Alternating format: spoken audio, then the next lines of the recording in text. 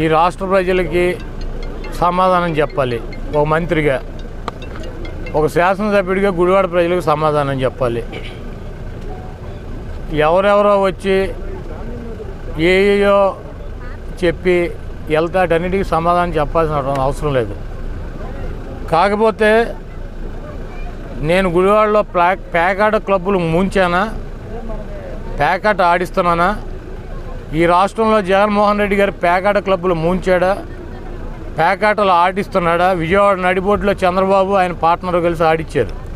మీరు అందరూ కూడా వెళ్ళి ఉంటారు. పెద్ద పెద్ద క్లబ్బులు, వందల మంది మెంబర్సు, విజయవాడ, గుంటూరు, భీమవరం, గుడివాడ ఇవన్నీ కూడా ఉండేవి. వాటన్నిటినీ ముంచినటువంటి వ్యక్తి జగన్మోహన్ రెడ్డి గారు. పేకాటని విచ్చలవిడిగా ఆడిచ్చి జోదశాల చేసినటువంటి వ్యక్తి చంద్రబాబు నాయుడు, అతని పార్ట్నరు. ఆ రోజు ఏమైనా నీ కళ్ళు? ఈరోజు ఏదో ఒకటి పనికిరానటువంటి మాటలు గుడివాడ ప్రజలను అడిగితే చెబుతారు, కొడాల నాని పేకాట క్లబ్బులను ముంచాడా, పేకాట క్లబ్బులు పెట్టించాడా అని చెప్పి. నేనేమి ఎవరి దగ్గర ప్యాకేజీలు తీసుకుని నోటికి వచ్చింది మాడతాం, ఎవడో డబ్బులు ఇస్తే ఆ డబ్బులు పట్టుకొచ్చి పిచ్చపిచ్చగా మాడతాం, అటువంటి కార్యక్రమాలు చెయ్యం. నోరు అదుపులో పెట్టుకోవాలని మాకు చెప్పడం కాదు, నువ్వు పెట్టుకో అదుపులో. నాకు భయం లేదు, నాకు భయం లేదు. మేమన్నా భయపడుతున్నావా? నిన్ను ఎవడో భయపడమన్నాడు? జగన్మోహన్ రెడ్డి గారికి మేము భయపడమన్నావా? నాకు సిమెంట్ ఫ్యాక్టరీలు లేవు, పాల ఫ్యాక్టరీలు లేవు, నేను సినిమాలు చేస్తాను, నాకు జీవనోపాధి. నాకు సినిమాలు మానేయమని చెప్పినాడు ఎవడు? ఈ రాష్ట్రంలో ఎవడన్నా వచ్చి నీ దగ్గరికి వచ్చి సినిమాలు మానేయండి మీరు అని అడిగారా? నువ్వే చెప్పావు నేను రాజకీయాల్లోకి వచ్చాను సినిమాలు మానేశానని. నువ్వే కదా చెప్పింది. ఎవడో అడిగాడు నేను సినిమాలు మానేయమని?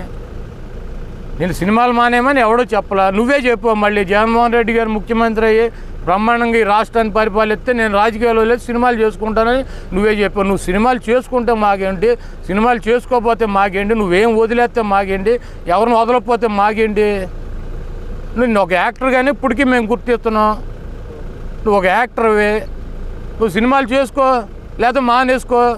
నువ్వే కదా చెప్పింది సినిమా చేస్తానని చెప్పింది నువ్వే, సినిమా మానేశానని చెప్పింది నువ్వు. ఎందుకు ఈ పనికి మాలిన మాటలు? ఏదో ప్యాకేజీ వచ్చినట్టు ఉంది, వచ్చాడు ఊరినే దత్తపుత్రుని ఒక పక్కకేను సొంత పుత్రుని ఒక పక్కకి పంపాడు. జోగి రాసుకుంటే బూడిద రాదు జిల్లాలో. ఆ బూడిదంతా మేము ఎత్తుకోలేక రావాలి. ఎందుకు పనికి మాలిన మాటలు? శివలింగాలు అంటాడు, బోడి లింగాలు అంటాడు, కోడి అంటే ఏదో చెబుతున్నాడు. అంటే ఆయనకి హిందూ మతం అంటాడు. ఇక్కడ అయిపోయినాక రాత్రి వెళ్ళి స్వామీజీ దగ్గరికి వెళ్ళి కాళ్ళ మీద పడ్డాడు. 30 లింగాల్లో ఒక బోడి లింగం. అంటే లింగం అంటే ఏంటి? శివలింగాలు, బోడి లింగం అంట దాన్ని. ఆయన బోడి లింగం అంటాడు. మేము అంత నీచంగా శివలింగాలని, బోడి లింగాలు, బొక్కలింగాలని నేను మాట్లాడలేను. ఎందుకంటే మాకు మతాలంటే హిందూ మతమైనా, క్రైస్తవ మతమైనా, ముస్లిం అయినా ఏదైనా ఉంది. రాజకీయాల కోసం రాజకీయ వైశ్యలాగా శివలింగాలు ఎవరో, బోడి లింగాలు ఎవరో ఈ రాష్ట్ర ప్రజలు నిర్ణయించారు. ఈ రాష్ట్రంలో శివలింగం జగన్మోహన్ రెడ్డి గారు కాబట్టి జగన్మోహన్ రెడ్డి గారిని అక్కడ కూర్చోబెట్టారు. నువ్వు బోడి లింగానివి కాబట్టి 2 చోట్ల వాడుకొట్టి నేను ఇంటికాడ కూర్చోబెట్టారు. అయినా సిగ్గు లేకుండా నేనే శివలింగాన్ని మీరు బోడి లింగాలు అన్నారనుకో, ఇంకా మైండ్ చెడిపోయినటువంటి ప్రజాశాంతి పార్టీ అధ్యక్షుడికి మైండ్ చెడిపోయింది అనుకుంటారు. 2 చోట్ల ఓడిపోయింది ప్రజాశాంతి పార్టీ అధ్యక్షుడు. ఓడిపోయి వాళ్ళు వచ్చి ఏదేదో చెప్తాడు. ఇట్లాంటి పార్టీలు ఎన్ని వచ్చినాయి, ఎన్ని గాలగర్భంలో కలిసిపోయినాయి. ఇదో కొత్త వింత. ఒక రాజకీయ పార్టీ పెట్టి ఇంత వ్యాపారం చేయొచ్చు అని చెప్పి చూపించినటువంటి ఆదర్శ పురుషుడు. వకీల్ సాబ్ చెప్పమన్నాడని జగన్మోహన్ రెడ్డి గారికి. వకీల్ సాబ్ అంటే జగన్మోహన్ రెడ్డి గారికి ఏం తెలుసు?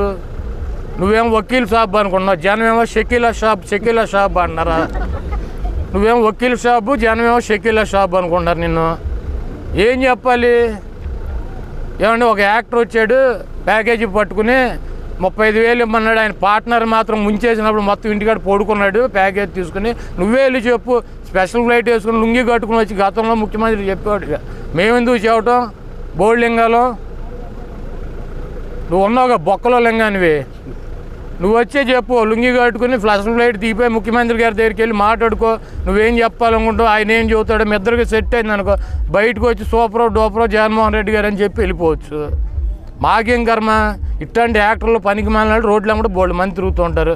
నిన్ను ఆపాల్సిన అవసరం లేదు, నిన్ను పట్టించుకోవాల్సినటువంటి అవసరం లేదు.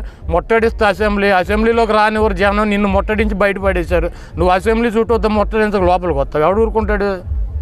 ఈ రాష్ట్రంలో బోడి లింగం ఎవడో భీమవరం వెళ్ళి అడిగితే చెబుతారు, గాజువాకి వెళ్ళి అడిగితే చెబుతారు. ఈ రాష్ట్రంలో మహాశివలింగం ఎవరో జగన్మోహన్ రెడ్డి గారిని ఏ స్థాయిలో పెట్టారో ఈ రాష్ట్ర ప్రజలను అడిగితే చెబుతారు. సిగ్గులేదు, 4 పార్టీలు కలిసి పోటీ చేసావు. నువ్వు బోర్డులింగం అని నేలకేసి కొడితే నేను శివలింగాన్ని, ఆయన బోర్డులింగం అంటాడు.